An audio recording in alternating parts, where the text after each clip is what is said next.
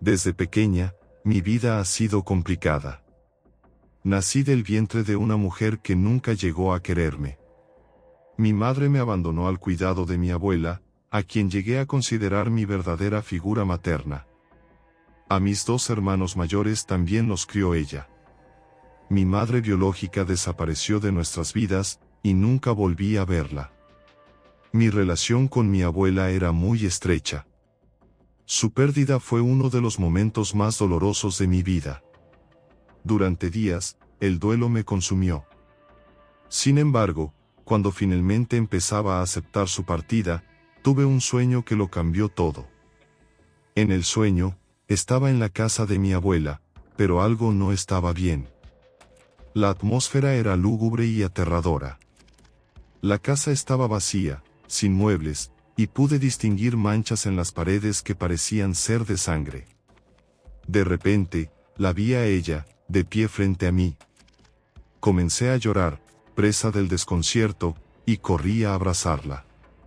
Lo más extraño fue lo que me dijo. He venido a despedirme, ya que en vida no tuve la oportunidad de hacerlo. Sé que me extrañas, pero también quiero mostrarte algo. Me tomó de la mano, y la sensación de realismo en el sueño era tan vívida que casi podía sentir su tacto. Salimos de la casa y para mi sorpresa, vi a mi madre biológica. Aunque estaba cambiada respecto a mis recuerdos de ella, la reconocí de inmediato. Mi enojo fue instantáneo. Le reclamé a mi abuela. ¿Por qué me llevas hacia ella? Su respuesta me dejó helada. Tienes 3 días, junto a tus hermanos, para despedirte de ella, dijo mi abuela con calma. Después de ese tiempo, me la llevaré. Ella está muy enferma, y me duele saber que no la quieren. Pero debes entender algo, aunque sé que no la amas por el daño que te hizo y el amor que te negó, yo también la amo. Ella es mi niña, al igual que tú, y quiero llevarla a un lugar donde pueda encontrar paz. Desperté de ese sueño hecha un mar de lágrimas. Mi corazón se sentía destrozado. A la mañana siguiente, decidí buscar a mi madre. No sabía nada de ella, pero tras algunos intentos, logré encontrarla. Una vecina me dijo que hacía 3 días que no la veían salir de casa. Al entrar, la encontré postrada, apenas pudiendo moverse. Llamé a una ambulancia, y en el hospital, el médico nos informó que estaba gravemente enferma. De inmediato, recordé mi sueño. Llamé a mis hermanos y les pedí que se despidieran de ella. Durante los 3 días siguientes, nos turnamos para estar a su lado. Al tercer día, mientras conducía hacia el hospital, una sensación inexplicable de angustia se apoderó de mí. En el fondo, sabía que mi madre ya no estaba en este mundo. Mi teléfono sonó, y al responder, escuché la voz de mi hermano. Acaba de irse. Nunca imaginé que aceptar el trabajo de niñera cambiaría mi vida para siempre. Tenía 18 años, sin experiencia, sin mucho dinero y desesperada por salir del país donde había nacido. Cuando conseguí el trabajo en el extranjero, pensé que era la oportunidad perfecta. Una familia amable me ofreció su hogar.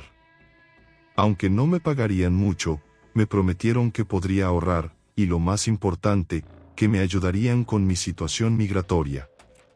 Desde el primer día, me trataron como si fuera parte de la familia. Parecían personas cálidas y pacientes, incluso con la barrera del idioma. Todo parecía ir bien, hasta que mencionaron a Christian. Christian era su hijo, un niño retraído.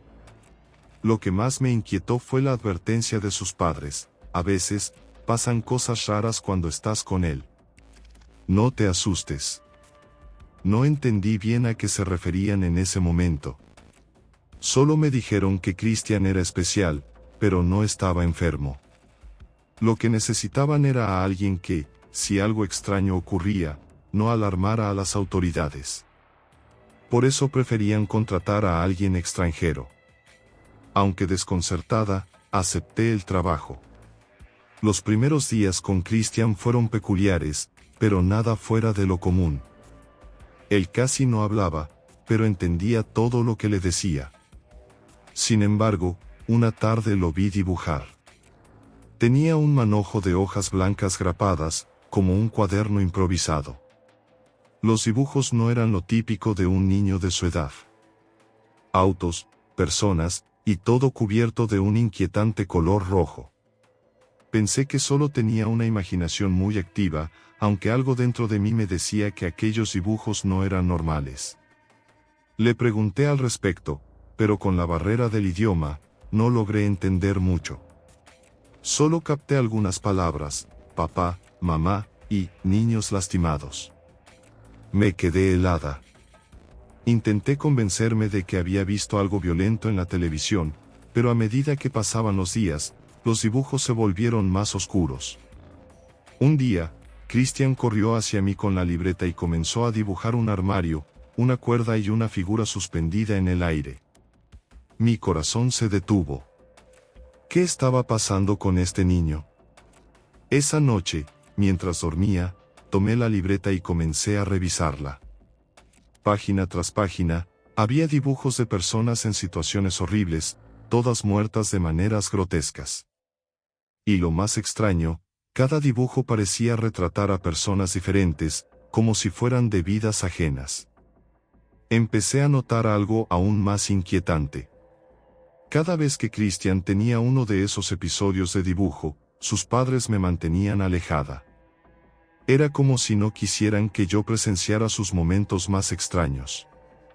Nunca les mencioné que había visto la libreta. Sentía que cuanto más descubría, más peligroso se volvía todo, pero no podía hacer nada. No tenía dinero suficiente para regresar a mi país y, con mi limitado conocimiento del idioma, me sentía atrapada. Las semanas pasaron y cada día me sentía más agotada, física y mentalmente. Christian seguía dibujando las mismas escenas: sangre, personas muertas, cuerpos desmembrados. El miedo me paralizaba, pero no podía decir nada. Los padres seguían siendo amables, pero sabía que algo oscuro sucedía en esa casa, algo que no querían que supiera. Una noche, mientras veía las noticias, mostraron un accidente en la carretera. Un auto, una familia entera muerta, y un perro como único sobreviviente. Mi piel se erizó. Volví a la libreta de Christian y allí estaba, el mismo auto, la misma escena, incluso el perro. No podía ser una coincidencia. 2 días después, un hombre en la comunidad fue encontrado ahorcado en su armario, tal como Christian lo había dibujado. Fue en ese momento cuando comprendí la aterradora verdad: Christian podía ver la muerte antes de que sucediera. Sus dibujos no eran simples garabatos de un niño con una imaginación retorcida, eran premoniciones. No sé cómo lo hacía, pero lo que veía era real. Supe que tenía que irme, que no podía quedarme más tiempo en esa casa. Sin embargo, también entendí por qué sus padres querían mantenerlo en secreto. Si alguien descubría lo que Christian podía hacer, las consecuencias serían inimaginables. Encontré la forma de escapar, pero esos dibujos me perseguirán para siempre. Lucas tenía alrededor de 6 años cuando conoció a la niñera que marcaría su vida de una manera que nunca imaginó. A pesar de los años que han pasado, recuerda con claridad a aquella joven, guapa, dulce, y con una mirada tranquila que lo hacía sentir seguro. No tendría más de 18 años, quizás incluso menos. Ahora, siendo un adulto, Lucas sigue pensando en ella de vez en cuando, pero no por los momentos normales de su infancia, sino por lo que sucedía cuando sus padres se iban. Durante ese tiempo a solas, la niñera no solo lo cuidaba, sino que lo instruía en algo que, aunque en aquel momento no entendía, siempre le había parecido extraño. Lo que más le intriga ahora, al recordar, son los dibujos que solían hacer juntos. Lucas nunca fue un niño aficionado a hacer tareas, pero con ella era diferente. Se sentaba en su regazo, y con suavidad, tomaba su mano, guiándolo para que dibujara en una libreta de hojas amarillentas. Los dibujos no eran los típicos que haría un niño. Aunque en su inocencia no les daba importancia, ahora, años después, comenzaban a resurgir en su memoria, con una sensación incómoda. Recuerda cómo trazaba líneas y formas extrañas bajo la dirección de la mano de la niñera, repitiendo símbolos que no entendía, pero que parecían tener algún significado para ella. De adulto, Lucas no podía dejar de pensar en esos símbolos. Aunque no los recordaba del todo bien, la sensación de su mano moviéndose por el papel permanecía vívida en su mente. Un día, impulsado por una extraña curiosidad, decidió intentar recrear uno de esos símbolos. Tomó un bolígrafo, cerró los ojos y dejó que su mano se moviera, guiada por aquella memoria motriz. Cuando abrió los ojos, lo que vio le heló la sangre. Había dibujado un símbolo oscuro, cargado de una familiaridad inquietante. Investigó más a fondo y, tras algunas búsquedas, descubrió que lo que había dibujado estaba relacionado con la caída de Lucifer. La idea de que, siendo solo un niño, había sido dirigido para dibujar algo tan oscuro lo dejó petrificado. Lucas no pudo dejar de indagar. Mientras seguía investigando, descubrió que varios de los símbolos y dibujos que había hecho en su infancia estaban relacionados con antiguos ritos de invocación y entidades oscuras. De alguna manera, había sido usado en un ritual sin saberlo, manipulado en su inocencia para participar en algo que jamás había comprendido. Aunque en su vida adulta nunca ha presenciado eventos sobrenaturales, la certeza de que en su infancia fue parte de algo siniestro lo atormenta profundamente. ¿Qué había estado haciendo aquella chica? ¿Lo estaba ofreciendo a alguna fuerza oscura sin que él lo supiera?